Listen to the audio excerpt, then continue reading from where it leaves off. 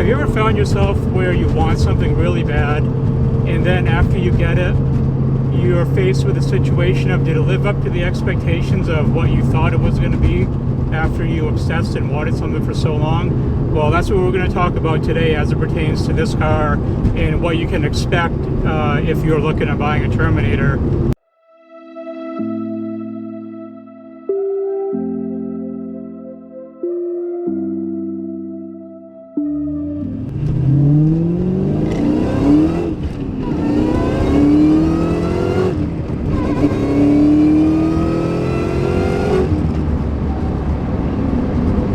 I didn't go into buying one of these completely blind. I had not owned one before, but I have had friends that have owned them in the past or currently own them.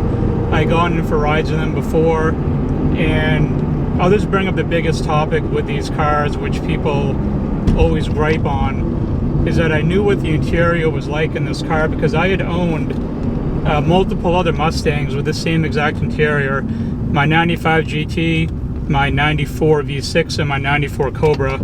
And if I can, I'll link a card up top there with a video I did with all the previous Mustangs that I've owned, including myself. Before I bought one of these, everyone talks about how much they love these cars, how awesome they are, how great it is to own one, but you don't really know until you actually take possession of it, or you're very familiar with someone that has one, or you've been in the car a lot. You have all these ideas and expectations of what you think it's like, but does it really pan out to what it is in reality versus what it was in your mind before you had it? I think the biggest thing that people really have to remember when buying one of these is that at the time of this recording, you may be watching this way down the road at some point, but they're 16 and 17 years old, and they bring a whole list of problems with them because of that. You have to realize that these cars are going to need a little bit more upkeep than something if you bought brand new or relatively just a few years old. I gave up the opportunity to buy a Shelby GT350 because I wanted one of these. I had considered for quite a long time of buying a Shelby, but I came back around with wanting to buy one of these. It was ultimately what I wanted anyway. But what you're giving up is you're giving up a lot of technology, you're giving up a lot of comforts with a more modern car that you don't get with this. This thing creaks and rattles and makes all kinds of weird noises just from going down the road. The build quality of Ford Mustangs back when these were made was not that great. They definitely didn't make any strides to make these better as far as build quality on the interior. I mean, just listen to that. That's horrible. But I knew this stuff going in when buying this car. I knew there was squeaks and groans and creaks, and I knew that. I knew the car was very raw. I think that's what gives a lot of appeal to this car to other people, is that of what it is. While some people will rip on this car for its subpar crappy interior, other people buy it because of that. I knew that going in with the other cars that I've owned. And got a little loose. I knew that going in, so it wasn't a big shock to me. My 94 GT was exactly like this. The only difference is I didn't have the traction control, the fog lights, and the defroster down here below the radio. And I don't have the clock up here, which my Cobra did. But other than that, this interior is exactly the same minus the seats, so I knew what I was getting into. So there's that aspect. And as far as the maintenance things go, there are things that I find out more and more about this car that I want to change, that I want to update. The more time I spend with it, the more I drive it, the more I'm under the hood looking at things. I realize that it doesn't need TLC. It's a very sound, well put together car.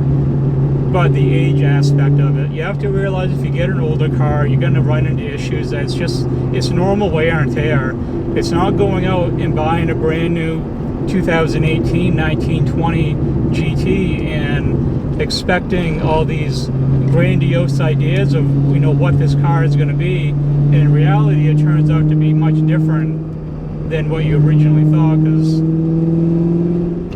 this car is different within its own right. I've never owned a brand new Mustang. When I was in high school, I had a 66. It was probably like around 10 years ago, and I had my 94 Cobra when I first bought it.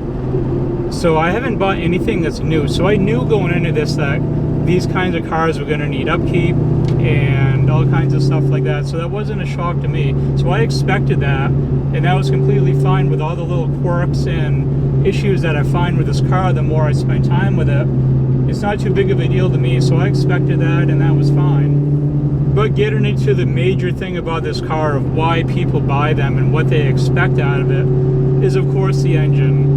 The 4.6 liter Terminator engine is why people buy these. And I got mine virtually stock, other than a very, very, very minimal mods that were done to the engine for power. It was making basically stock horsepower when I bought it. So at least I get to experience the car, what it was from the beginning to where it's going to be when I ultimately have it built the way that I want it. But did the car meet my expectations of what it was? I hear all these stories and all these videos and all these people that say how amazing these engines are and how powerful they are and how fun it is to drive it, basically. And for me, it met that expectation. The first time that I really got into this car hard before I started doing any mods to it, it honestly impressed me. I've only owned one other car with boost. That was my 95 GT with a Paxton supercharger, and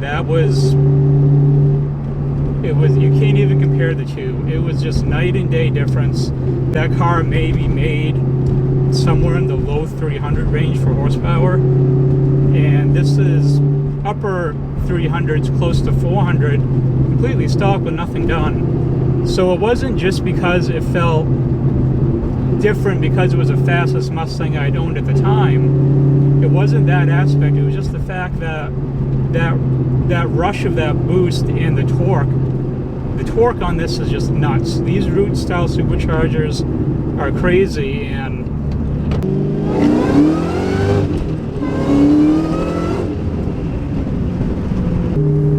so it really did meet my expectations as far as that goes, as far as the engine and the power. And then once you start throwing mods at this thing, if you're new here, I have a 276 pulley on this, Bassani X-pipe, Borla Stingers, a JLT intake. I'm pushing 483 at the wheels right now. It's not modded much at all, but holy shit is it a fun car. And it took very little money and very little mods to get her to that point. I mean, it just responds so well to modifications, and that met my expectations as well, because I had heard about how well these respond to mods and how easy they are to mod and make power with them, and that didn't disappoint me at all with this, not one bit. So in conclusion, do these cars meet expectations of what everyone talks them up to be, the pedestal that everyone puts them on? Does it really meet that criteria? I think it does, as long as you have tempered expectations of what this car is and what it isn't. You're not going to get creature comfort. You're not going to get modern technology. You're not going to get a good interior. See? So as long as you have an understanding of what this car offers and what it is, then your expectations should be met. If you just want a fun driving street car that makes tons of friggin' power, and at the time of this recording, 16 years after its production, still lays down serious hurt on more modern cars on the street, if that's what your expectation is for this car, then it's going to meet every one of those and exceed that, because I have absolutely no regrets about buying this thing. I wanted one ever since they came out. When they were new, I couldn't afford them. Fast forward till now, when I chased one of these for 2 years, trying really hard to get everything in order to try to get one.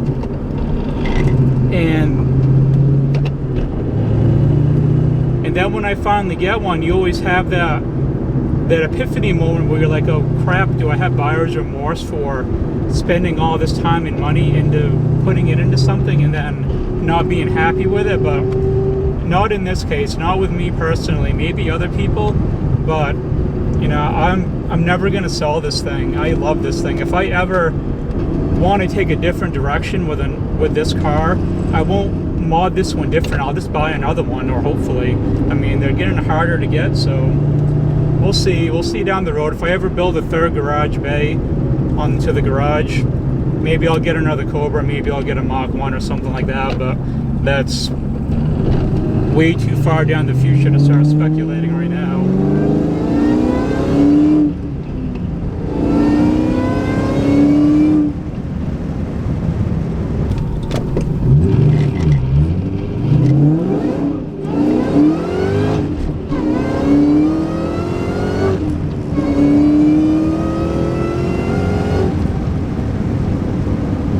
I just wanted to give my impressions on what I've thought about this car since I've had it, and what you should expect going in trying to buy one. If you're looking at getting one, you have to know what they are, what they offer, and as long as you have your expectations in line for what these cars actually are, you shouldn't have any regrets either about buying one. But that's all for now, guys. I hope you enjoyed the video.